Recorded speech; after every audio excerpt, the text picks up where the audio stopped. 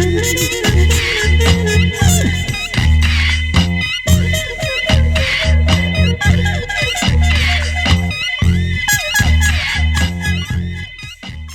there, I'm Clarence Waldron. Welcome back to Black Muse. I think tonight's guest you're going to really find to be really interesting. I think that you're going to like him. Yeah, you're going to like him. His name is LaRob K. Rafael, and he is one of the hosts on Chicago's classical music station, WFMT. He is an advocate for the arts and has an organization called Hearing in Color. And he's going to describe what that means. So let's just get started. LaRob, what's going on?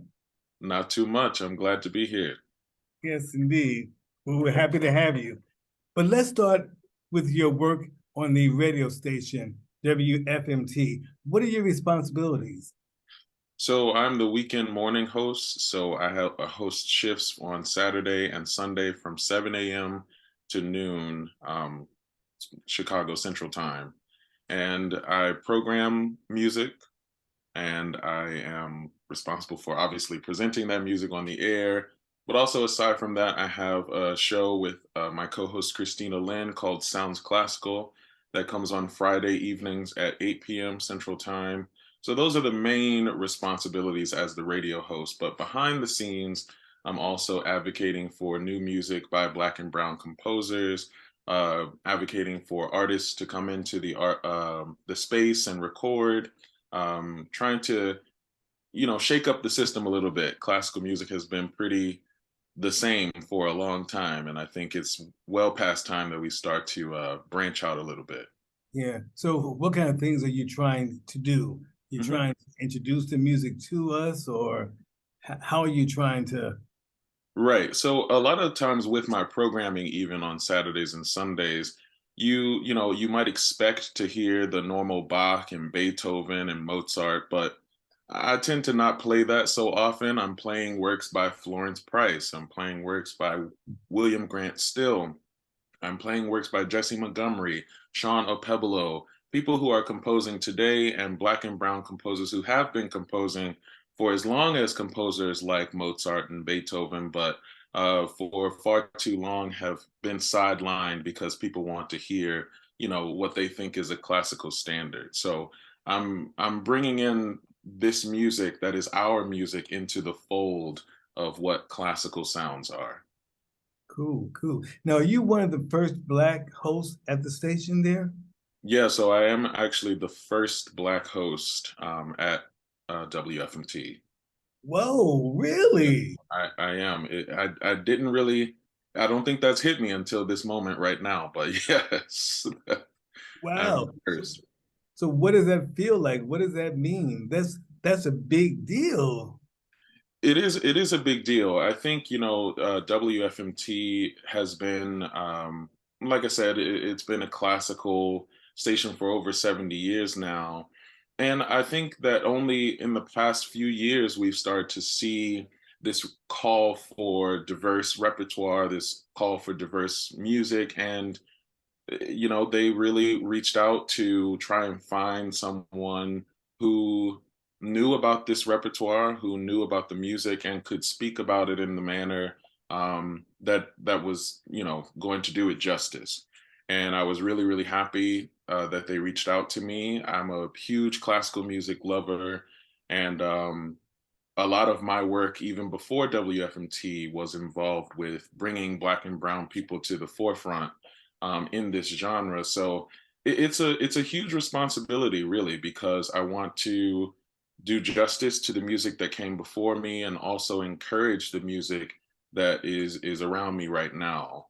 It has its challenges, obviously. You can imagine that a system or a station that has had its an audience that has been one way for 70 years, me coming into the studio and saying, okay, I'm doing something different now. You can imagine there are people who are like, wait a minute. But I'm not afraid of that challenge. I think that's what it comes with the territory. Wow. So tell me about Hearing in Color. What is Mhm. that organization about? Hearing in Color is my organization. Um, we founded in about 2017, it was really after years of spending my entire college education learning about white male European folks, I came out of college and I was like, wait, what about the music from people who look like me? And I started doing all of this research and going to different organizations and finding out, wait, there really is no lack of music by people who look like me. So why isn't it performed? When we think about classical music, why is William Grant still not performed? Margaret Bonds, Charles Brown, Charles Lloyd Jr., these composers who I had found, I was wondering where they were. And so, what started off as me putting together recitals for coffee shops, performing this music by Black people, has turned into this organization, this nonprofit organization centered around highlighting the art that comes from communities. So, I'm working with Black communities, Latin communities, Asian communities to have them tell their own story.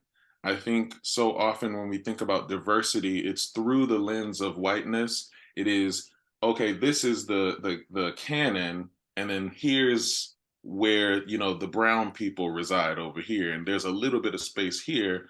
So I'm trying to decenter that whiteness in our productions. We are really, really serious about highlighting and platforming the work that comes directly from communities. Very well said. Very well said. Now, as a child back in Maryland, I believe, you Yeah. grew up singing in church. How did you get involved with classical music, though? Come on now. Come on Yeah, now. that this is always the best part of the story, really. As you said, I grew up in church and music was always around me. I mean, my family sings. I always say, like, if we had a dog, the dog would sing too. That's just how musical and how my family was. And so singing was not unfamiliar to me, but I had a middle school teacher and I was in the gospel choir in middle school, and he just looked at me one day and he was like, I think you might want to check out this high school. And I was like, okay. And it was a high school for the performing arts. And I was thinking to myself, oh, well, I like singing, I like performing. So sure. I auditioned. Well, first off, they told me that to audition, I had to learn a song in Italian. And I was like, oh, okay. And I had sung in choirs in middle school, so I knew that that was a type of music, but I didn't know I had to, learn it in this way. But I learned it, and I came in, and I got into the school, and that was when I had my first voice lesson. And the teacher basically explained what was going on in my body when I was singing. And that was just so new for me. I grew up in church and we just sang. We didn't think about it, we just sang. But to have this teacher really explain, hey, this is what's going on when you make this sound, something about that was so interesting to me that I started getting really, really serious about it, and I started learning languages and I started studying languages and studying this music. And I really fell in love with it, with choral music, with singing songs in different languages, because it allowed me to learn more about my instrument. And so it came time to start applying for colleges, and we were obviously studying voice, and I wanted to do it in college. And I ended up at DePaul University here in Chicago, and I've been stuck ever since. Okay, well, that's a good thing. Glad Mhm. that you're here. Glad that you're here. Any favorite, I'll use this word, any favorite divas that reach you that Mm, like the word divas for classical music, but any right. divas that you just admire a lot? In classical music. Yes, yes. Mm, that's a good question. Mhm. Well, when I was in high school, it was a predominantly Black high school, but again, we had this classical program. So a lot of the singers that they were showing us were Black. And so I learned about Denise Graves. I learned about Kathleen Battle, Jesse Norman. I learned about Simon Estes and Eric Owens, these great Black opera singers who had such skill. And it was just incredible to me that Black people had a space in classical music and that they were at the top of their game. Nobody could deny the talent coming from these individuals. And so I guess if I had to name one of those for sure, Kathleen Battle really stood out to me because it was a voice that I had never even conceived before. Her voice was so high. She sang so many high notes, and I was just like, how is she doing this? So yeah. Yeah, cool. Now, this is the Black Muse video podcast. Who inspired you? Was it the teachers that you just mentioned, or who inspired you who told you that you will be great one day, that you should Mm, dream big? Who taught you that? wow. Well, I think a lot of teachers definitely played a hand in that. But if I had to think about my main inspiration, it would be my mother. She was someone who like never said no to me, really. When it came to my dreams, when it came to things that I wanted to do to better myself, she was always like, go for it. The reason why I came to Chicago, even, I'm from DC, but I'm 13 hours away from home. And my mom was like, go, just get away, go and do it. And that was just so unique, I think, from a lot of my environment back home was really telling me, hey, you should stay here and figure something out here. But my mom was like, no, go wherever you want to go there, figure it out, and then you can come back. And so yeah, my mom really pushed me to go after the things that I wanted for myself, and that is my biggest inspiration. Cool, cool. Now, you're also a grad of DePaul University. How has that educational foundation helped you do what you're doing today? Yeah, I think the main thing that I took away from my time at DePaul was they really taught me to be an independent artist. They taught me that it was important for me to learn as much as I could, take away as much as I could from experiences and opportunities, and to use those tools at the next stage of my career or my life. And I really that's the one thing that I take away from that. And of course, I have wonderful teachers who really cared about me personally, who cared about my life, and wanted to see me do well. And that was, again, an experience that I would not trade for anything. Some of the teachers that I had at DePaul, specifically my voice teacher, my opera theater teacher, those people really encouraged me the most. Cool, cool. And you've done so much in your career.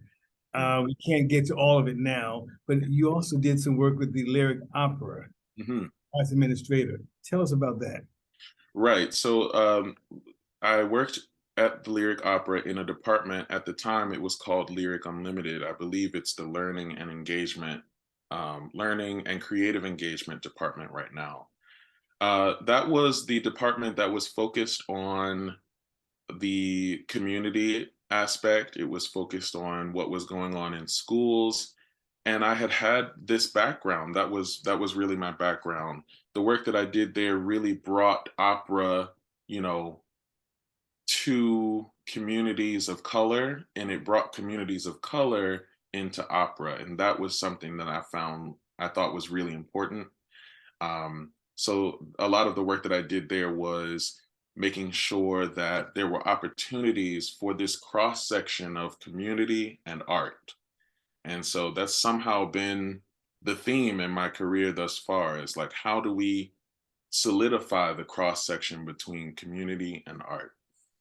Wow. Okay. Now, I also stumbled across a few of your videos on Oh, YouTube the other night, and you have a beautiful, a beautiful bass baritone voice. It's so amazing. Might you perform in Chicago this summer or anything like that? so I am singing with a few ensembles in Chicago. I sing with the William Ferris Chorale, which is a choral ensemble here. I sing with Bella Voce, and of course, there are performances through Hearing in Color that will start to happen in the fall of this year. Um, Opportunities for me to sing solo come every now and again. I can't say that I have anything particularly lined up for the summer, but I hope so. I hope that something comes up pretty soon. I do enjoy singing, so. Okay, cool. So tell us again where we can listen to you on the radio station. So you can listen to classical WFMT on 98.7 FM. You can also stream online at WFMT.com. My shows come on Friday evenings at 8 p.m., Saturdays and Sundays at 7 a.m. to noon Central Time here in Chicago. Got it. All right. Anything else you'd like to share? Our time went by so quickly. Wow. Anything else you want to Hmm. I guess I would just say if you are interested, if you find yourself interested, please go and check out things on Hearing in Color. Our website is hearingincolor.org. Really, obviously, it's my organization, but I think that the work that we do is pretty important, and we are always looking for collaboration. So if you know of or are an individual who's looking to have your story told, get in contact with us. We'd love to work with you. Perfect. Well, thank you very much for your time. I really appreciate it. Thank you. All right. Thank you.